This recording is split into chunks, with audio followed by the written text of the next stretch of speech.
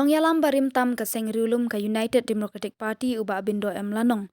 Ularai ban kershan ke Executive Committee ke bayalam ke NPP haka ke HADC.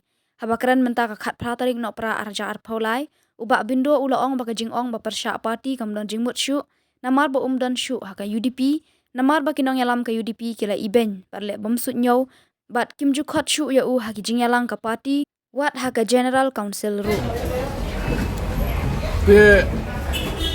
As of now, kumbaga long menta, kamut ngashimil di namar baki kilam khotchu yang aga General Council yang ke UDP ngashim no eladi ba imat. Kan susah setengah kemensiam. Pat ngalah tri jadi kum buri bodan ubam don syu ka seng. Malay syu. Kat aga General Council bam khotchu tengah shim no eladi ba ngam de syu. Tengah tri jadi mata as a free man. Beriu boleh lut, beriu bam lasu bandan noro, long nok independent. Te namar tak tahu, halor tak bentar te,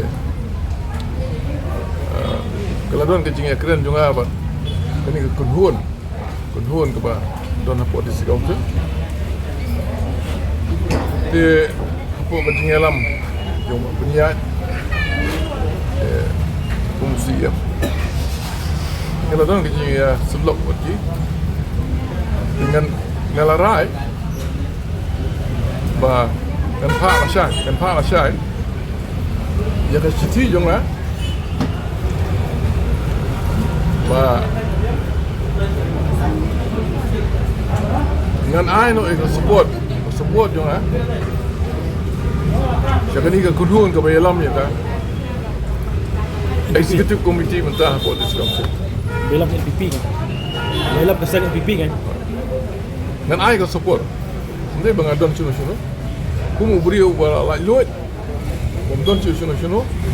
So I will lend my official support. Ya kini ke kunhun ruling party hadisi council ke bayalam dah ke NPP. Buat kejing apa jom tak penyak cing sim. Tunggu.